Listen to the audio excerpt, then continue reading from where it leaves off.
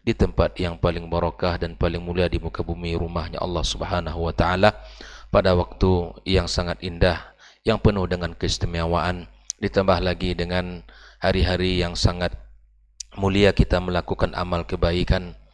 Berada di 10 awal bulan Zulhijjah adalah hari-hari yang sangat dicintai oleh Allah Subhanahu wa taala untuk kita melaksanakan amal. Nabi sallallahu alaihi wasallam mengatakan, ma min ayyamin al-'amalu salihu fihinna ahabu ila Allah min hadhil ayyam." Tidak ada amalan yang paling dicintai oleh Allah Subhanahu wa taala untuk kita lakukan melainkan pada 10 awal bulan Zulhijjah ini. Perbanyaklah bertakbir, perbanyaklah bertahlil. Nabi sallallahu alaihi wasallam, ya, ma ahalla muhillin qad illa busyir. Tidak ada orang yang mengucapkan la ilaha illallah kecuali diberi kabar gembira. Wala kabbara mukabbirin illa busyir. Tidak ada orang yang bertakbir kecuali diberi kabar gembira. Qila bil jannati, qala na'am. Apakah kabar gembira itu adalah surga? Iya.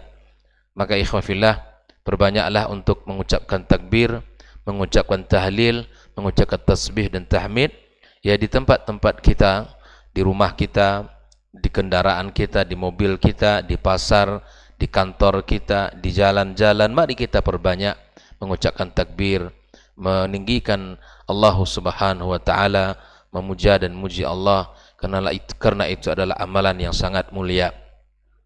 Dan ibadah-ibadah lainnya tentunya seperti sedekah yang kita lakukan di 10 awal bulan Zulhijjah tidak sama dengan sedekah yang kita keluarkan di hari-hari yang lain. Kemudian puasa yang kita lakukan di 10 awal bulan Zulhijjah tidak sama dengan puasa di hari yang lain. Ya. Birrul walidain, menuntut ilmu syar'i, dan seluruh kebaikan amal saleh yang kita lakukan di 10 awal bulan Zulhijjah itu tidak ada bandingannya dengan apapun, sampai dengan jihad fi sabilillah. Kecuali kata Nabi SAW, orang yang berjihad membawa hartanya kemudian tidak kembali. Hanya itu yang bisa menyamai kebaikan yang kita lakukan di 10 awal bulan Zulhijjah ini. Maka seorang mukmin tidak akan menyia-nyiakan keutamaan ini dan tidak akan membiarkan begitu saja lewat tanpa dia menggoreskan amal saleh, tanpa dia mengisi dengan ketaatan kepada Allah Subhanahu wa taala. Tentu yang paling termahal dalam hidup kita, nasihat untuk kita dan diri kita semuanya, al-ikhlasu lillah. Inilah nasihat yang paling mahal untuk kita pagi ini, agar mengikhlaskan seluruh apa yang kita lakukan.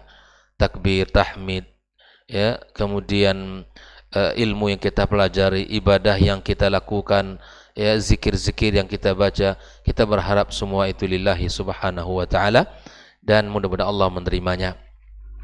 Ucapan salawat dan salam mari kita perbanyak pula untuk Nabi kita alaihi salatu wassalam, Nabi qudwah, Nabi junjungan, Nabi teladan dalam kehidupan kita, yang mudah-mudahan tidak hanya lisan yang bisa berucap mengatakan cinta kepadanya, tapi anggota tubuh kita pun bisa membuktikan dengan amal nyata dalam kesehariannya. Karena tidaklah akan ada artinya, ya, ucapan cinta kalau tidak ada pembuktian. Tidaklah akan indah rasanya kalau hanya di lisan tanpa ada pembuktian. Maka mukmin yang beriman kepada Allah dan mencintai Rasulnya selalu berusaha untuk meniru dan mencontoh Rasulullah sallallahu alaihi wasallam. Ikhwah fillah rahimakumullah, kembali kita pagi ini bersama kitab Syarah Risalati Fadlil Islam, penjelasan tentang risalah keutamaan Islam, karya Syekh Muhammad ibn Abdul Wahab, yang mana pembahasan kitab ini sudah kita ambil dua bagian. Yang pertama adalah tentang bab Fadlil Islam, bab berbicara tentang keutamaan Islam. Itu sudah kita bahas ayat-ayatnya, hadis-hadisnya, serta asar daripada sahabatnya. Yang kedua adalah tentang bab ad-dukhulu fil Islam, bab motivasi, anjuran untuk masuk kepada agama Islam.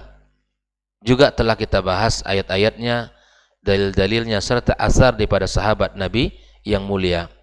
Dan beginilah cara Syekh Muhammad bin Abdul Wahab ketika menulis bukunya ini.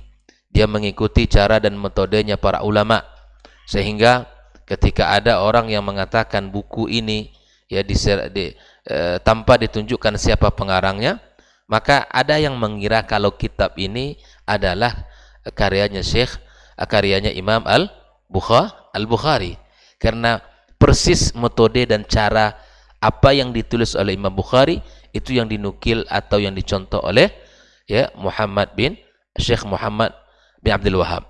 Nah, ikhwafillah, pagi kemarin kita sudah membahas bab yang ketiga, yaitu babu tafsiril Islam, bab penjelasan tentang Islam.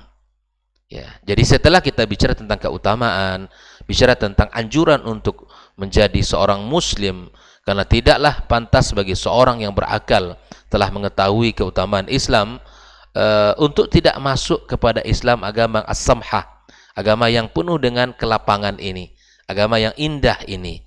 Maka di sini pada bagian yang ketiga, Syekh Muhammad bin Abdul Wahab menjelaskan babu tafsiri al-Islam, bab yang menjelaskan tentang al-Islam, sehingga beliau membawakan satu ayat, fa in hajjuka faqul aslamtu wajhiya lillahi wa man ittaba'an. Maka kata Syekh Saleh Al-Fauzan, kenapa penting dijelaskan bab ini? Fala budda ayyubayyina ma huwal Islam. Kan itu ya. Sedikit kita mengulang, kenapa penting dijelaskan bab penjelasan tentang Islam? Karena agar orang tidak hanya mengaku-ngaku Islam, agar orang tidak hanya mengaku-mengaku di dalam kehidupannya muslim, tapi perilakunya, akidahnya, amaliannya berbeda dengan syariat Islam, berbeda dengan syariat Islam.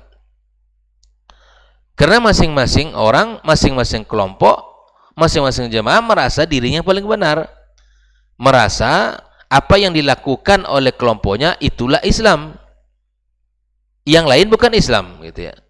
Maka kalau kita tinggalkan kondisi umat seperti ini, kata Syekh Saleh Fauzan, tanpa dijelaskan mana amalan yang paling benar berdasarkan dalil Al-Quran dan Sunnah, maka hancurlah umat ini, maka perlu dijelaskan Islam yang sesungguhnya seperti apa, Islam yang sesungguhnya sudah jelas dan terang, tidak ada keraguan. Yang kedua, kenapa dijelaskan bab ini? Karena falaisal islamu bid-da'wa wal intima wal intisab. Islam tidak cukup hanya dengan pengakuan, tidak cukup dengan mengatakan intima. Intima itu kita mengatakan diri kita Islam. Intisab, kita mengatakan bahwa saya muslim. Tidak cukup dengan pengakuan begitu. Walakinnal muslim itu apa? Man tamassaka bil Islam, yang berpegang teguh dengan Islam al-hakiki, itulah yang menjadi dasar. Kenapa ini dijelaskan? Karena agar orang tidak salah di dalam melakukan syariat ini. Yang kedua, seorang muslim tidak cukup mengaku-ngaku muslim. Saya muslim, lihat KTP saya muslim. Tapi apa bukti keislamannya? Itu tidak ada. Salat tidak, keyakinan penuh dengan kesyirikan, pemahaman penuh dengan penyimpangan. Apa Islamnya? Maka itulah ikhwafillah rahimakumullah, fala budda an ta'rifal Islam mimma jaa fi kitabillahi wa sunnatin Nabi sallallahu alaihi wasallam la min ghairi ma.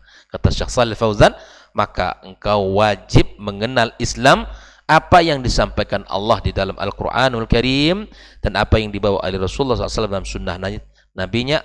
Tidak ada sumber yang lain dari yang kedua kitab suci ini. Artinya bahwa Islam harus kita contoh ambil dari dua sumber yang mulia ini. Ikhwafillah rahimahullah, di dalam bab pembahasan yang lain tentu ada masadir syar'iyyah yang muttafaq, tentu ada ijma', ada qiyas. Bukan berarti kita meninggalkan ijma' dan qiyas, tidak. Kita menyebutkan Islam berawal dari dua sumber ya ilmu yang jernih dan bersih ini. Ikhwafillah. Ini sudah kita jelaskan kemarin bahwa ketika Allah Subhanahu wa taala menyampaikan dalam surat Al-Baqarah, dan ini dikatakan oleh Syekh Shalih Fauzan, bala man aslama wajhahu lillah, ini mengandung tauhid, wa huwa muhsin, ini adalah makna daripada ittiba'un Nabi sallallahu alaihi wasallam. Hal ini sudah kita jelaskan kemarin.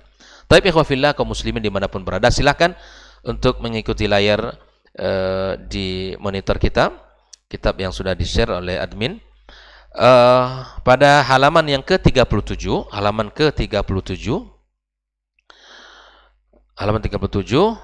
yaitu hadis Nabi sallallahu alaihi wasallam.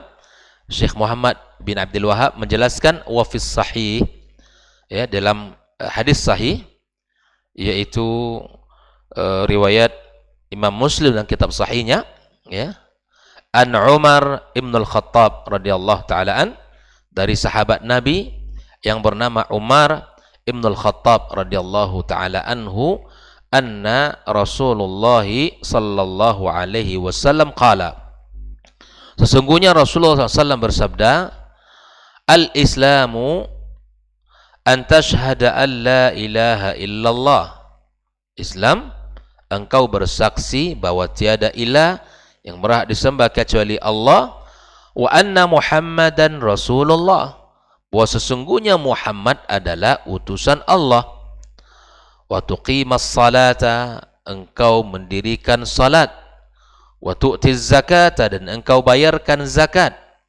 wa tasumu Ramadan, dan engkau puasa di bulan Ramadan, wa tahajjul baita in istata'ta ilaihi sabila, engkau melaksanakan ibadah haji jika engkau diberikan kesanggupan. Nah, ikhwafillah, hadis ini rawahu Muslim. Dan tentu hadis ini dalam bagian hadis Jibril yang sangat panjang. Jelasnya hadis Jibril itu kan diriwayati oleh Umar bin Khattab radhiyallahu ta'ala anhu, di mana Jibril datang kepada Rasulullah SAW. Di yang hadis itu fa'asnada rukbatai ila rukbatai, Jibril duduk di hadapan Nabi, menyerahkan lututnya ke lutut Nabi sallallahu alaihi wasallam, berubah wujud menjadi manusia. Dia bertanya tentang Islam, bertanya tentang iman, bertanya tentang ihsan, dan menyebutkan bertanya tentang alamatis sa'ah. Ya. Setelah pergi, Nabi mengatakan, tahukah kalian siapa yang datang? Sahabat tidak tahu, Rasulullah. Maka Nabi mengatakan, Jibril atakum yu'allimukum dinakum. Dia adalah Jibril yang datang mengajarkan agama kalian. Karena para sahabat, ya, terheran-heran. Dia yang bertanya, lalu kemudian dia yang membenarkan. Gitu. Maka Nabi SAW menjelaskan bahwa yang datang sesungguhnya adalah Jibril yang menginginkan untuk penjelasan terhadap agama yang mulia ini. Ikhwafillah, mari kita lihat bagaimana Syekh Shalih Fauzan menjelaskan hadis ini. Dzakara Syekh rahimallahu taala hadzal haditsa, kata Syekh Shalih Fauzan, Syekh Muhammad ibn Abdul Wahab menjelaskan hadis ini, menyebutkan hadis ini, an Rasulillah sallallahu alaihi wasallam, dari Rasulullah, li'annahu, ya, la yufassar fihi al-Islam atau la yufassir fihi al-Islam, ya, tidaklah Islam ditafsirkan, dijelaskan, ya, diberikan pendefinisian bi annahu al-ityani bihazil arkanil khamsah. Islam tidaklah ditafsirkan hanya dengan menjalankan, mengerjakan yang 5 ini saja. Artinya tidak hanya Islam dalam skup memahami bahwa bersaksi tiada ilah selain Allah, bersaksi Muhammad utusan Allah, salat, puasa, zakat, haji, bukan. Namun kata Syekh Shalih Fauzan, al-Islam an tashhada la ilaha illallah, engkau bersaksi betul-betul tiada ilah selain Allah yang berhak disembah, wa anna Muhammadar Rasulullah, wa laisa ma'na dzalika, bukan maknanya apa, at-talaffuz faqat, bukan hanya mengucapkan, bukan hanya sekadar mengucapkan lafaz asyhadatain. Semua orang bisa, ya, semua orang bisa. Bukanlah Islam, kata Syekh Shalih Fauzan, at-talaffuz faqat. La, bukan, kata dia. La bil lafzi, bukan hanya dengan lafaz. Ya. La bil lafzi faqat. Artinya bahwa ini tidak cukup dengan ucapan semata, ya. Walaysa ma'na dzalika talaffuz faqat, la. Ya, bal bil lafzi wa bin niyyati wa bil amali. Harus ada 3 unsur ini. Dilafazkan dia, kemudian diniatkan dan diamalkan.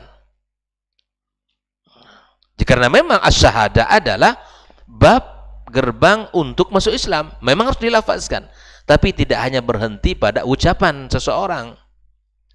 Fala budda minat talaffuzi bisyahada. Memanglah wajib untuk dilafazkan, ya, mesti dilafazkan. Tetapi tidak cukup demikian. Wa minal ilmi bimaknaha. Kita harus faham makna asyhadatan itu apa. Orang bersyahadat iya, tapi maknanya tidak tahu dia. Konsekuensi dari syahadat itu tidak dipahami dengan baik. Karena seseorang mengaku muslim, kemarin kita sudah dibahas ada 3 unsur. Ketika seseorang mengaku muslim, ya, ketika seseorang mengaku muslim, yang pertama, muslim itu al-istislamu lillahi bitauhid. Muslim itu dia harus menyerahkan diri kepada Allah dengan tauhid yang benar. Bukan dengan tauhid yang penuh dengan kesyirikan. Mentauhidkan Allah seutuhnya. Tidak boleh kita mempersekutukan Allah dengan yang lain. Yang kedua, kalau dia mengaku muslim, al-inqiyad lahu bitta'ah, betul tunduk kepada Allah dengan ketaatan. Setelah kita mengaku bersyahadat, maka buktikan dengan amal. Karena itu adalah konsekuensinya. Yang ketiga, al-bara'atu minasyirki wa ahli. Kita setelah melafazkan asy-syahadah, membuktikan dengan amal ketaatan, tunduk kepadanya, kita harus membersihkan diri kita, membebaskan diri kita dari kesyirikan dan pelaku kesyirikan. Itu muslim. Jadi kita tidak cukup hanya dengan mengucapkan syahadah, ya, tapi harus dengan buktikan dengan amal, ya. Kemudian kita harus memahami makna-makna asy-syahadataini, ya. Kemudian disebutkan pada halaman ke-38, wal amali bi muqtadaha. Kita mengamalkannya sesuai dengan konsekuensinya, sesuai dengan tuntunannya, sesuai dengan ketentuannya. Hatta takuna syahadat sahihah. Sampailah syahadatnya betul-betul syahadat yang benar. Jelas ya? Bahwa kata Syekh Shalih Fauzan, makna asy-syahadatin tidak cukup dengan lafaz. Dilafazkan, diniatkan, diamalkan. Dan mengetahui konsekuensi yang ada pada kalimat tersebut. Kalau kita sudah bersaksi Allah Rabb, sudah, yang lain tinggal. Kesyirikan itu tidak boleh dilakukan.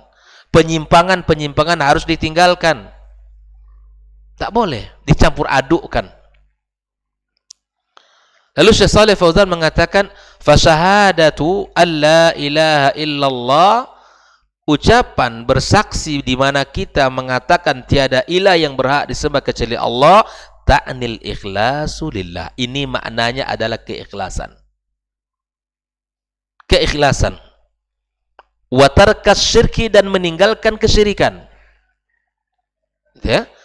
Asyhadu an la ilaha illallah, artinya di situ ada makna keikhlasan dan makna meninggalkan kesyirikan. Wa syahadatu anna Muhammadan Rasulullah, bersaksi bahwa sesungguhnya Muhammad adalah utusan Allah, ta'nil mutaba'ata lirrasul sallallahu alaihi wasallam. Ini makna syahadat bahwa bersaksi Muhammad adalah utusan Allah, itu artinya adalah al-mutaba'ah. Yang sering kita sebut, yang disampaikan itu. Bahwa tidak boleh kita pisahkan antara ikhlasulillah dan ittiba'un nabi, agar amalan kita berkualitas, agar amal kita diterima Allah Subhanahu wa taala. ta'nil mutaba'ata lirrasul wa tarkal bid'i wal muhdatsat. Ittiba kepada Nabi serta meninggalkan perkara-perkara bid'ah. Perkara-perkara yang baru dalam urusan agama yang tidak ada bagian dari urusan agama. Tinggalkan itu. Islam sudah sempurna. Dengan menambah amalan yang kita kerjakan yang bukan dari syariat, artinya kita mengurangi Islam.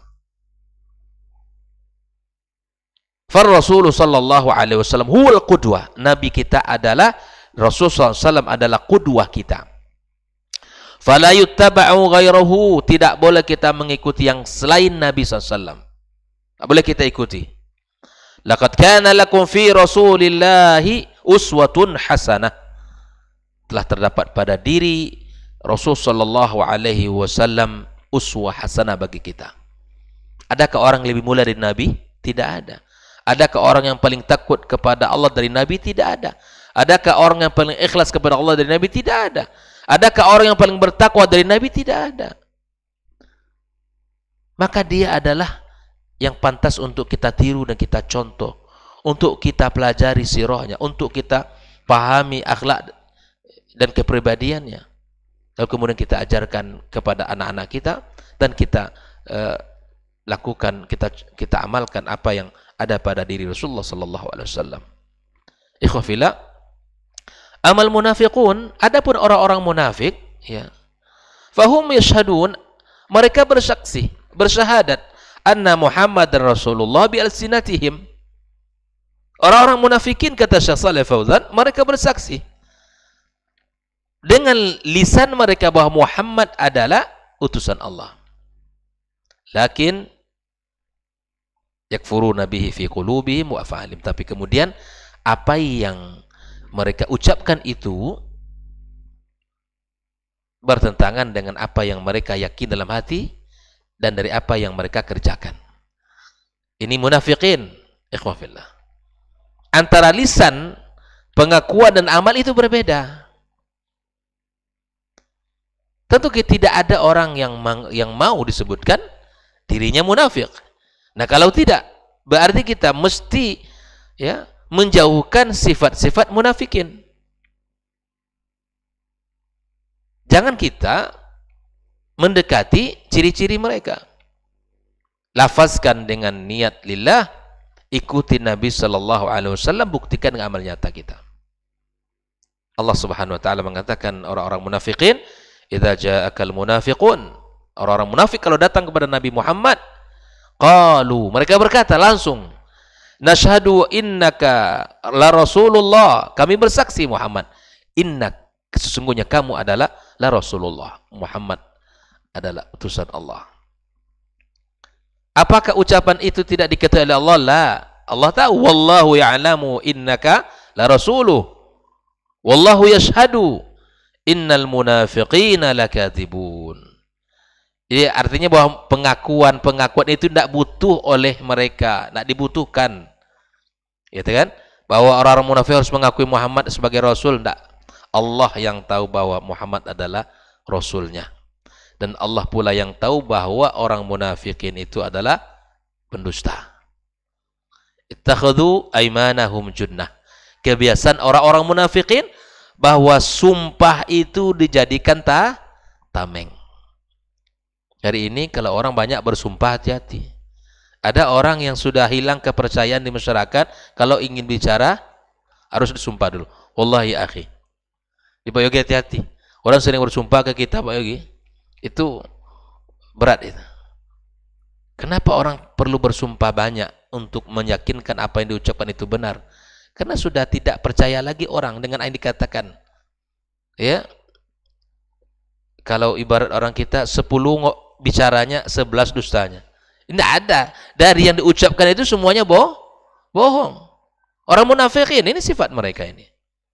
Kalau orang mukmin tidak bicara kecuali yang benar. Orang beriman tidak bicara kecuali yang betul-betul disampaikannya itu.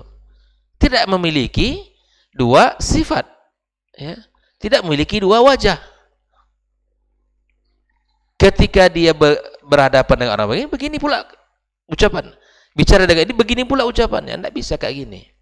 Ikhwafillah, orang-orang munafikin selalu menjadikan sumpah mereka tameng. Yakni syahadata fasammaha yaminan. Di syahadat itu disebut dengan sumpah. Junnah.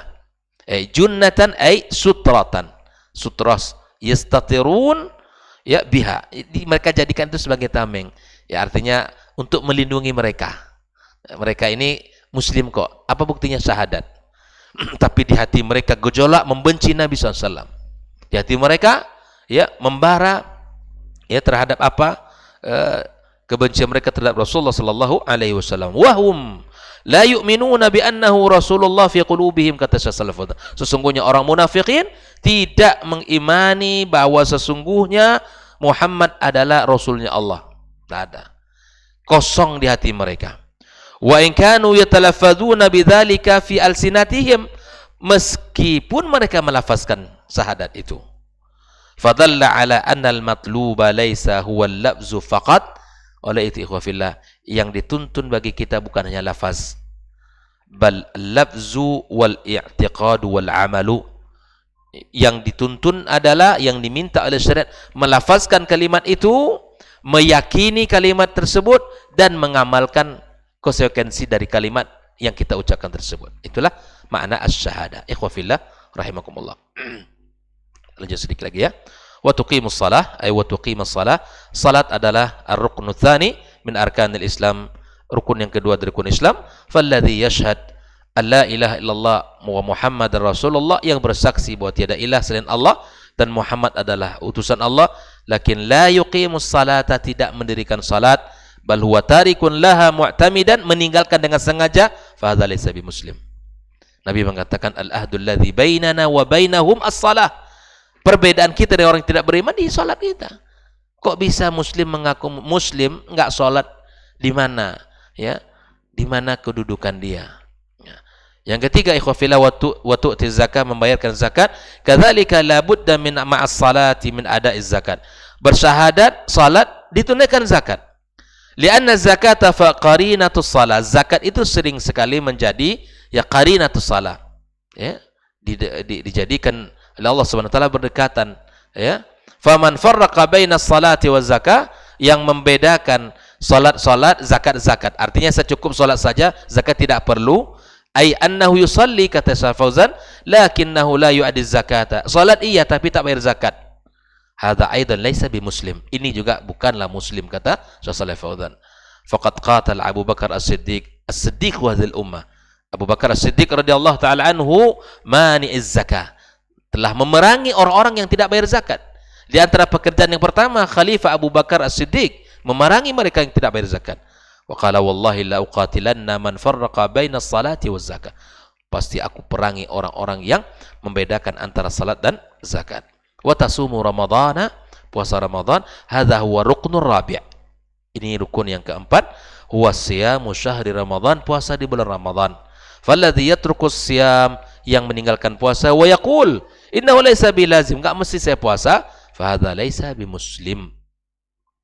Ya, ini tiang-tiang yang penyanggah tentang tegaknya agama kita ini. Yang kelima, wa tahajjul baita in istata'a ilaihi sabila, kau berhaji jika Allah berikan kemampuan. Faman kana 'indahu istata'a, orang yang diberikan kesanggupan, lil haji wa lam yahujja, dia mampu tapi enggak haji, wa yaqul innahu laysa biladhim, enggak mesti haji juga kan? Ya cukup saya salat aja cukup gitu. Puasa ketika Ramadan tiba, atau bayarkan zakat, enggak mesti saya puasa tapi dia sanggup, enggak mesti haji tapi dia sanggup. Fa hadza yakfur. Ini adalah kufur. Walihada qala wa man kafara fa innallaha ghaniyun 'anil 'alamin. Barang siapa yang kufur, maka sesungguhnya ya Allah azza wa jalla ghaniyun 'anil 'alamin. Allah Maha Kaya.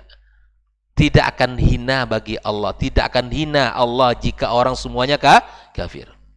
Sebaliknya tidak akan mulia Allah, Allah mulia dengan banyaknya orang beriman. Yang butuh keimanan itu kita, bukan Allah. Ghani, Allah Maha Kaya. Itu yang kita sadari, kebutuhan kita terhadap Allah itu tinggi. Dan inilah syarat kita bersyukur atas nikmat Islam. Kita harus sadar bahwa Islam itu nikmat. Ya. Amma idza tarafa biwujubil haji, barang siapa yang mengakui wajibnya haji, Walakinnahu lam yahuj takasulan, tapi dia nggak mau berangkat karena ya, malas. Banyak kali di Mekah 7 jutaan orang, ramai, panas, nanti ke injak-injak, malaslah untuk berangkat haji misalnya. Fahadha yalzamuhu ya waliul amr bil hajj. Ya, maka ini yulzimuhu waliul amri bil haji, maka orang seperti ini dia mampu tapi nggak berangkat juga, mesti diberikan ya oleh pemerintah, oleh penguasa untuk dia untuk bisa berangkat haji. Ya, didorong orang yang seperti ini berangkat berangkat haji. Ikhwafillah, inilah hadis yang pertama di dalam pembahasan tentang babu tafsiril Islam. Setelah kita membahas ayat Ali Imran 20, lalu dikuatkan tentang penjelasan Islam berdasarkan hadis Umar bin Khattab radhiyallahu taala anhu, yang mana Islam memiliki 5 pondasi, 5 rukun yang tidak boleh ditinggalkan dalam kehidupan seorang muslim. Semoga Allah Subhanahu wa taala memberikan kepada kita ya kemudahan, taufik ya, menjalankan syariat ini dengan sempurna dan utuh, yang tidak boleh lepas dari keikhlasan kepada Allah dan mencontoh Rasulullah SAW, serta menjauhi dari perkara-perkara bid'ah dalam kehidupan beragama kita. Wassallallahu ala nabiyyina Muhammadin wasallam. Wa subhanakallahumma bihamdika asyhadu an la ilaha illa anta astaghfiruka wa atubu ilaik. Wassalamualaikum warahmatullahi wabarakatuh.